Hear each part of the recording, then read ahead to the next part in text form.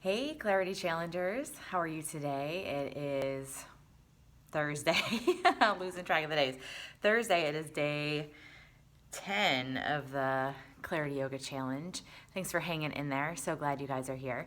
So, what we're going to do today, as I said yesterday, is we're going to do some review on a couple of poses that are going to be in the post that I'm going to put up for you tomorrow. So, you can enjoy learning from somebody other than just me. I don't know, she may resonate with you. Other teachers resonate a lot. Maybe you'll learn something new. Always, she might say some cues that I don't use that just get you to understand, like, oh, this is how I feel that in my body. Sometimes that's so valuable. So we're going to keep it short. Really just two poses that I want to introduce that I don't think we've introduced before. One is a really awesome hip opener that I would encourage you to use often.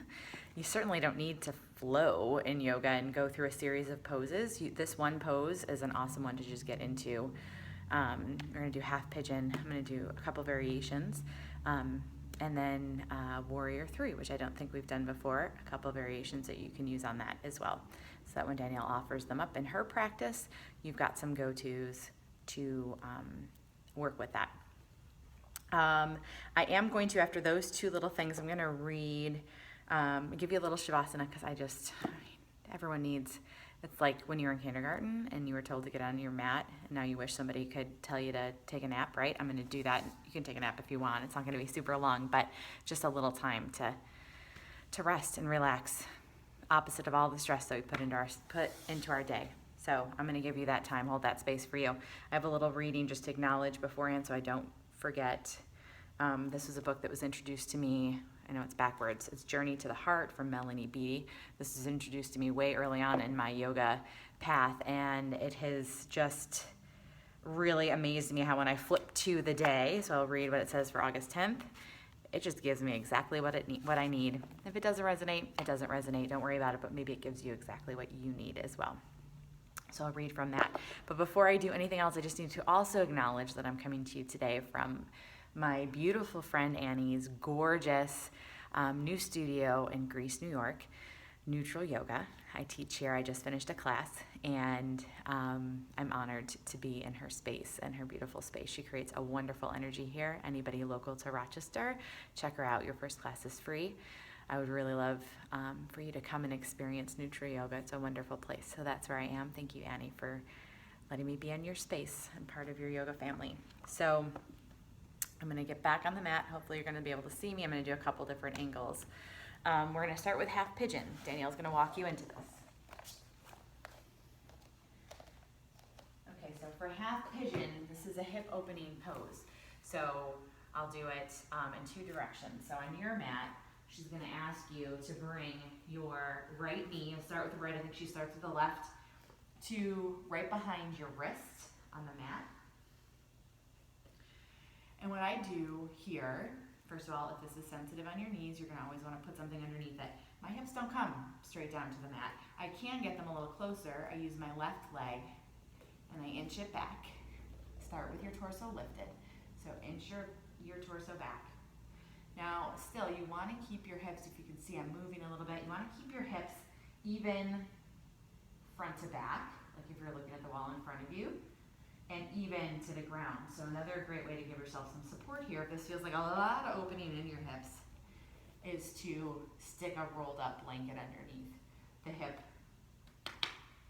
that's lifted. So that would be the knee that's bent. And then you have the option, just in keeping it in this direction, you have the option if you want to bring this forward, adding a little bit more release in your hips by letting gravity kind of just pull you down and sink and melt. That may feel really juicy. It may feel miserable. Go with your body. If you do this, keep the length in your spine. So I like to kind of walk out with my hands. Walk out long, almost like a little down dog. Feel my shoulder blades on my back, feel my tailbone pull back. Then I'll tuck my left, or feel the top of my left foot on the mat, and then come down to either stacked fists. This is where I would put a block or whatever you've got. If you've got another blanket or a pillow, great place to put it right underneath your head right here. And this can feel really juicy. One thing you want to look out for, and I'll turn it in a minute to show you. Actually, this is a good time to turn it. I'm going to turn it this way. So if we're going right leg first,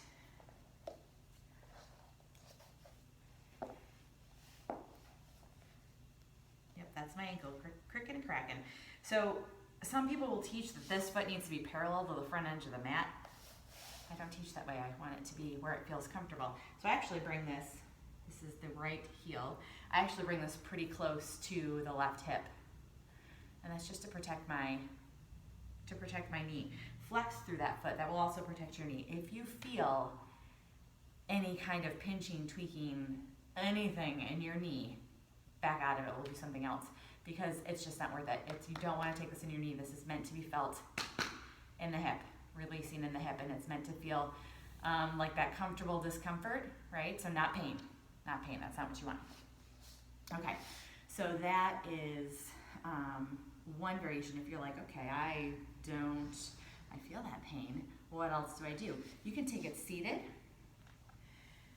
right? If we're on the right side, just take that right ankle over your right foot, or your left leg above the left knee. You can bring your right hand to your right inner thigh, open up here.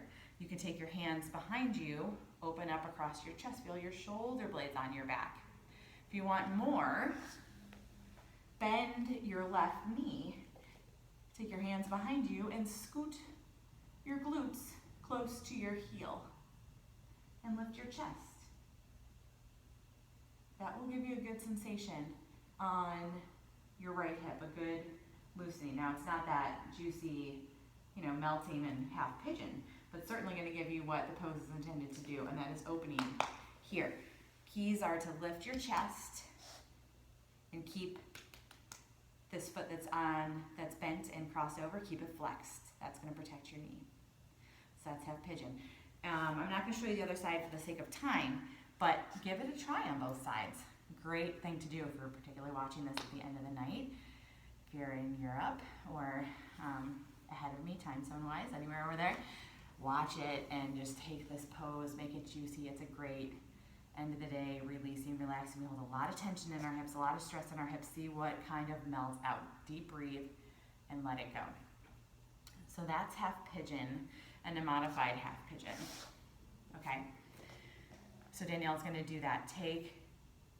This is, I think, the advanced yoga. For me, this is what I consider advanced yoga. If Danielle's instructing you, or you're in a class, or wherever you're at, and someone says, take half pigeon, and you say, okay, that's not for me, I'm going to come down and do this version instead, or this version instead, taking what you want, taking what you need, listening to your body and taking what you need, that's advanced yoga. I love that. I love to see it in my classes. I love it, I love it, I love it. That's yoga, right? Taking the bits and pieces of all the opportunities that are offered in your life. This is where you take it off the mat. All the opportunities that are offered in your life, take what you need, drop what you don't. Drop what does not serve you. It is a hard thing to do. Very hard thing to do. Okay, one other thing on this pose. Be aware that as you transition from side to side, take your time. Ease into it on the other side, whatever you start with first, the opposite side, ease into it the exact same way that you did on the first side, so that you can really listen for that sweet spot where your body says, okay, this is where I'm meant to be. Where maybe you grab a blanket on one side and you didn't on the other. Listen to your body. We are not perfectly symmetrical. I know I've said this before, but listen to your body. Okay? So the other pose that Danielle's going to offer up that I don't believe we've done before is Warrior 3. So you can still see me. I'm going to stand back a little bit so that my head's not cut off here. Warrior 3 there's a couple of variations, but you're standing on one leg and you're going to hinge forward at your hips. This is what we would call a full expression Warrior 3. Hips are closed, so your right hip that's, you're on the lifted leg is square to the floor. If I look back at my toes, which I'm going to try and not roll out of, all 5 toes would be facing the ground. I'd be pressing I'm pressing that right foot back like I'm standing on the back wall, biceps by my ears, reaching my hands forward. I realize it's a lot of balance, a lot of strength. You gotta engage your core. I'm not saying I have a lot of strength because I don't do this pose very often, but blocks, books, a small child, a dog that will sit still, whatever you can do, you can put your underneath your hands. That helps a lot to relieve any tweaking in your lower back. Another thing that you can do that actually will help build a lot of strength, it doesn't make it easier, but it might make it more accessible. Certainly, you can always take it up against the wall, take one hand on the wall, takes the balance challenge out of it a little bit. You can always kind of lift your hand away from the wall. You can keep a little bend in your standing leg, and you can do it this way. Arms can be by your sides, at heart center. That will vary it up a little bit. And the other thing, and this is hard to demonstrate, so you're gonna have to listen to my words a little bit because I'm gonna be head on, is you can take, I'm gonna switch legs because now I'm getting tired here. You can take one foot up hip height against the wall. Again, take that small child or the dog or the book or whatever you have handy, stack blankets underneath your chest or reach from here. But this actually gives you something to really push against with your back foot. So it really helps you build strength, particularly in your back, in your leg. You're reaching, it gives you something to anchor onto so you can really reach the crown of your head forward. Really great for building back strength. You do not have to move fast in and out of this. This is definitely a pose that you can say, no thank you, I don't want to do that. Easy as that. Easy as that. Listen to your body. The wall variation, great way to build strength. Really great way to build strength. Okay. So with that said, I think those are the only two new poses that are going to be introduced tomorrow in Danielle's video. But for now, pause it if you need to, but find some place where you can be quiet, where you can be uninterrupted. We're going to just take 5 minutes, not even, like 4.5. Lay flat. I'm not going to lay flat because I'm going to read to you, but lay flat. Be comfortable. You can even sit if you want, but I would encourage laying flat because who gets to do that as often as they would like? Lay flat. Close your eyes. Let your muscles release. Let your bones be heavy.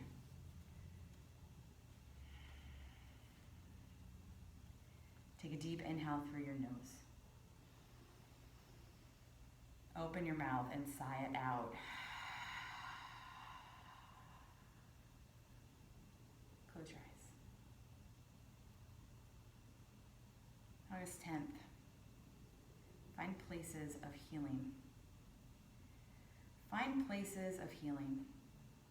Discover people, things, and places that nourish your soul, bring you back to center, and help you heal. Life is not an endurance contest, not anymore. We are not in a race to see how long we can go without, how much we can go without, how much pain we can stay in. Although sometimes we go through dry spells and droughts, we are not cactuses. There is a place in each of us that wants to heal, that can heal, that will heal. It's a peaceful place, one of nourishment, replenishment, peace, safety, comfort, and joy. It's a place of love and acceptance. It's a place of forgiveness, honesty, openness, nurturing, and kindness. You can find it quickly if that's what you're seeking. You will recognize it instantly because of how it feels. It will bring you back to center. It will bring you back to calm. It will bring you back to joy. Find places of healing and go there often. They are yours for the asking, yours for the seeking. Healing places are a very important part of your journey.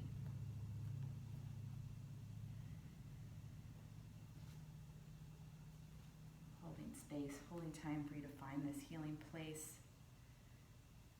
Stay and breathe. I will let you know when it's time.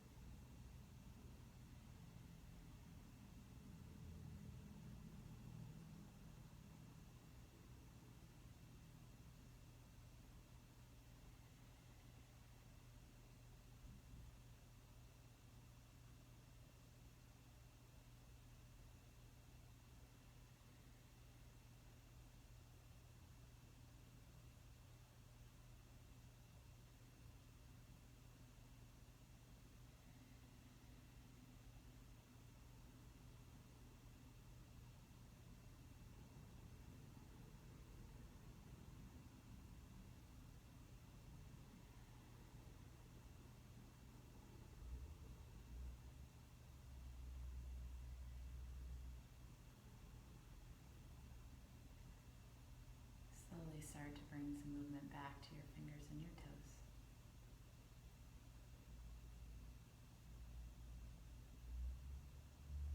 Eventually bring your knees to your chest and roll to your right side.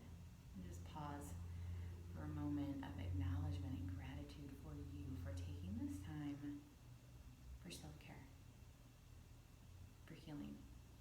We all have something that needs to heal. Find that healing place, find that place of joy, and be so glad you did it. You're so worth it.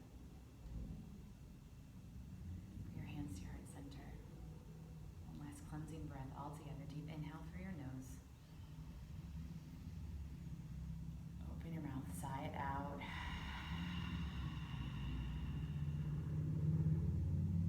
Thank you so much to any of you who share your practice today. It is an honor and a privilege, truly, to be on this journey with you.